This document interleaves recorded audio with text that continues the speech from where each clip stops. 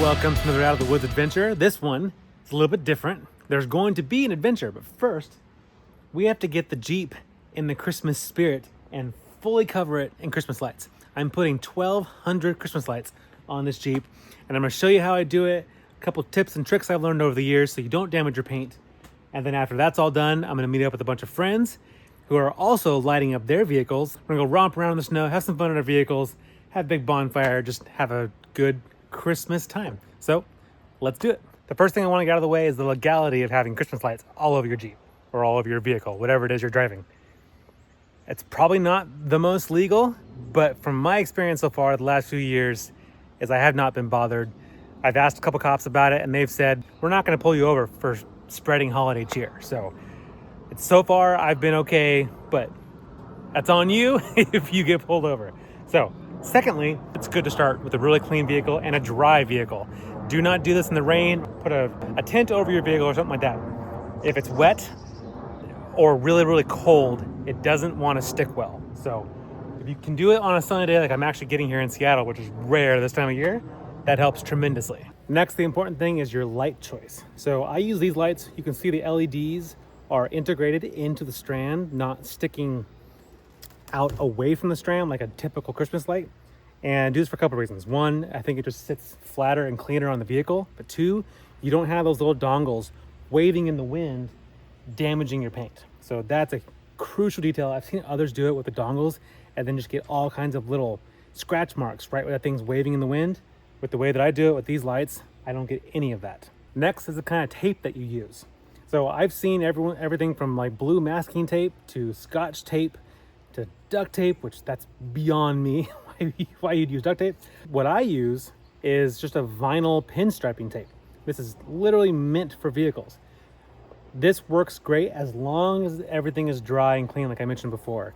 I do have throughout the rest of the winter, until I take all the lights off, every once in a while, one of the pieces of tape will pop off. So I always keep some spare tape with me in the Jeep so I can always fix that as needed. But for the most part, if you put it on, it's really good and clean, it sticks really well. So another question you might have is how do you power the lights? There's kind of two options. Oh, I guess there's three options. One, my Jeep has a AC outlet, a standard 2-prong outlet in the back of the center console. So I can plug into the back of that, and I do sometimes. The only downside of that is that only works when the Jeep is turned on. If I wanted it on at a parking lot or whatever, it won't work because the Jeep's not on. Second option is to get battery powered lights. That would be a good option. The only problem is I've not seen a strand this big that runs off battery. There's some smaller strands that are maybe 30, 40 feet, 50 feet, but that's not near enough, at least not for me. I want this thing like Clark Griswold, just lights everywhere. I haven't seen any battery powered lights for this length of cord. So the option that I like to go with is a battery like this, as I can plug it in here and that will run for a long time on one charge. And I mean, this is a pretty big, expensive battery. It doesn't have to be something that big. It could be a much smaller battery. And in my description, I'll share a link to the lights, the tape, this battery, and a couple other smaller ones. All that would work great for this whole application. So check out that link if you're looking to do all this and you want my recommendation on what to get. But now for the fun part. Start taping up my Jeep. Before the lighting starts though, I like to pre-cut all my strips down to about 1.5 inches. Then I put all of those into a bowl, that way it's all ready to go. So once I start the lighting, I can just go until it's done. Next little tip before you get started. Somewhat map out how you want the lights to go. So for me, it's gonna come out the bottom corner of this back door. I'm gonna bring it around the back of the Jeep, and then I'm actually gonna loop it back so I can get up around the front of the Jeep and then around to the other side. The biggest thing for me is I like really good, clean, straight lines. I think it just looks better overall. And two, I don't want to impair the use of any of my doors, my hood, my rear. Like I want everything to be usable for the next month that I have these on my Jeep. So think about that as you're kind of getting started so that you don't start and realize, oh crap, now I can't open the door or whatever it is. And I'll show how I deal with the hinges with that once I get to that point. But now for the fun part. Let's start putting on those lights. Another tip I didn't mention before is that I keep all the tape, as you can see, in the pocket of my sweatshirt. This keeps the tape warm and extra sticky, and it just makes the whole process just that much easier. Also, don't be cheap with your tape. Apply it liberally. If you live in a wet climate like I do in Seattle, you have even higher chances of some of that tape popping here or there as you drive around. So the more tape you put on, the less problems you'll have later with them coming off and then having to reapply, especially if you're trying to reapply while driving when it's wet or whatever. So I would recommend putting tape on at least every few inches. Honestly, more doesn't hurt either.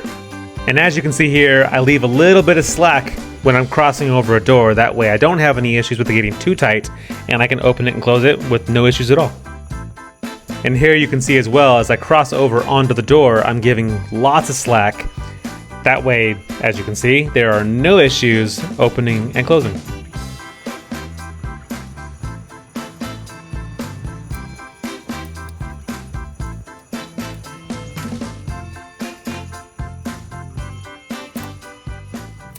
Getting the lights around the hinges is probably one of the hardest parts, but it's really not that hard.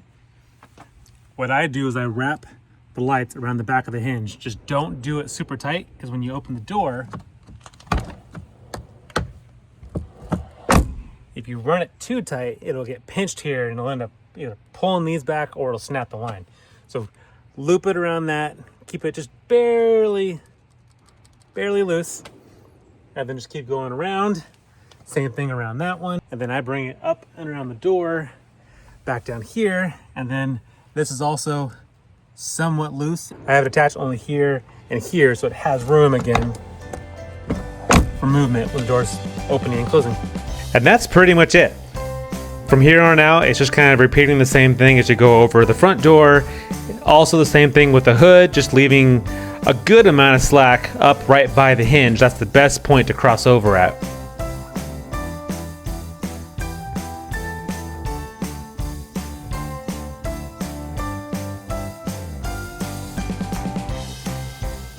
All right, got the hood all done.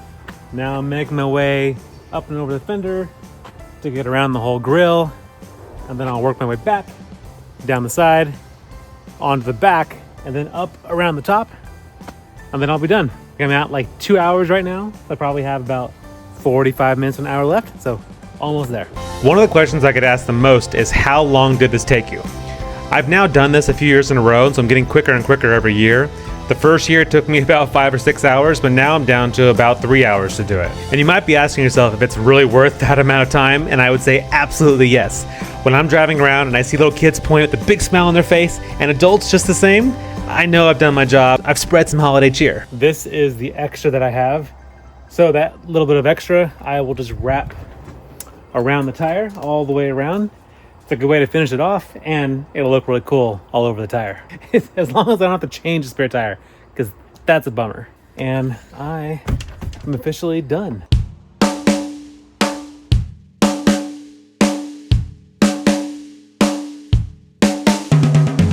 So now the Jeep is all lit, as the kids would say. I'm such a dad. Now I'm heading up to the mountains to meet up with a few other buddies that have also covered their vehicles in lights. And we're gonna go hit some snowy trails, turn off the headlights, turn up the Christmas lights, turn up the Christmas jams, and just go have a really fun night wheeling in the snow with nothing but our Christmas lights to light the way. Should be a really good time. We're gonna have a bonfire, some food, so it's gonna be a fun night. I'm excited to bring you along with me.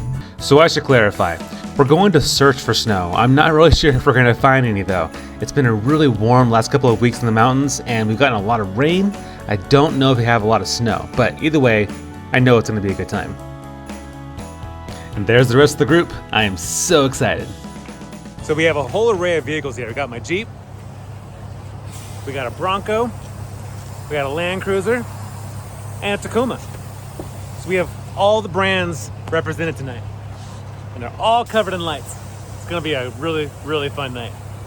But first we gotta air down to hopefully be prepared for that snow that I hope we're gonna find.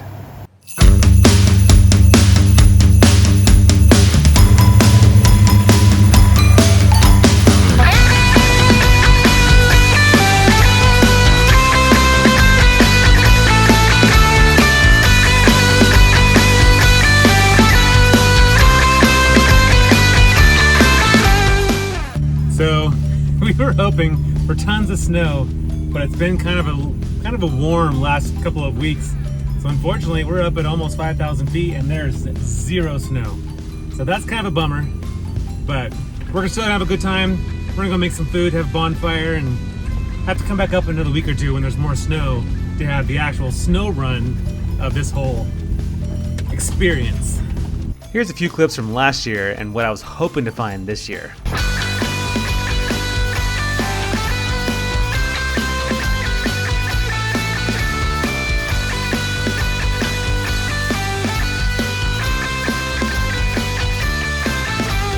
As you can see from those clips, last year at the same time, we had tons of snow way lower than we currently are right now. This is about as high as we can get to on these roads at about 5,000 feet, and even though it's just now starting to snow, there's no snow on the ground. So I think we're gonna try to find another spot to kind of do our whole hangout and cookout, because as you can see, it's pretty windy and pretty chilly here. As we're coming down the Tacoma, somehow slashed their sidewall, so they're having to swap out a tire now. So I'm going up to see if I can help.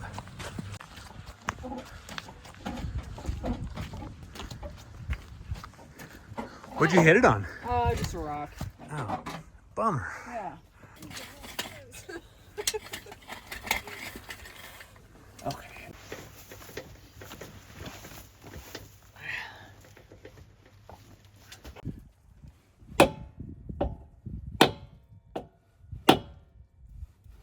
Oh, There it is. I see movement. Kick the bottom of it.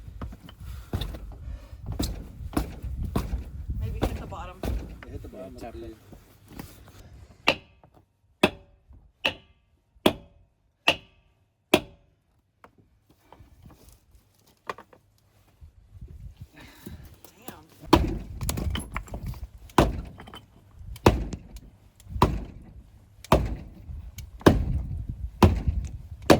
Oh, there we go. Nice. Opa! Cheers for everybody. It's always a bummer when things like this happen, but that's just part of off-roading and it happens. But it didn't take too long, got the new tire on, and the good news is it started snowing. Maybe not enough to create some really epic snow wheeling, but it's a start. Tire fixed or replaced. Now back to the regular skater program. There's a big rock right in the middle of us. Thanks, we're scared.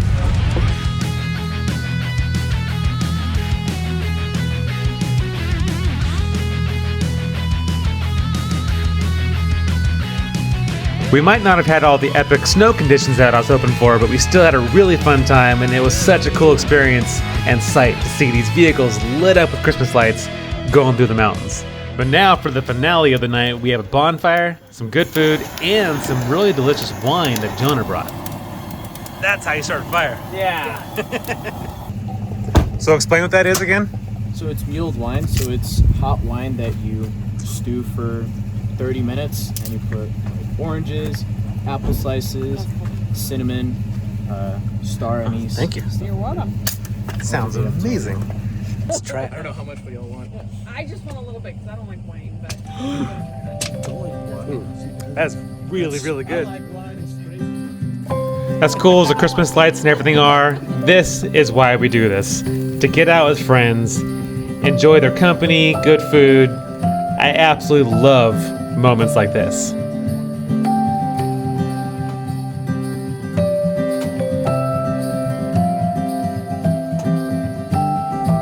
We even got a little bit of Christmas magic as the snow is starting to stick, which is good news for the coming days and weeks. After enjoying a really good night out, it was time to head back down as it's a Sunday night and we all have work tomorrow.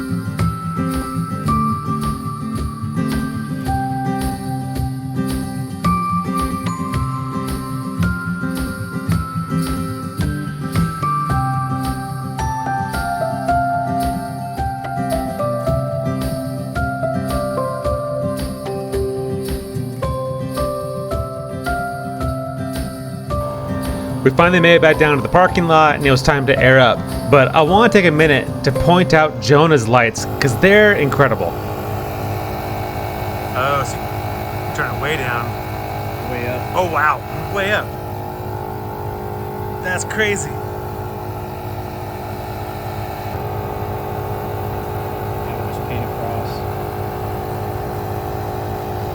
I am so sorry for the horrible sound of all the compressors going off. Mostly you hear mine just to the left of Jonah.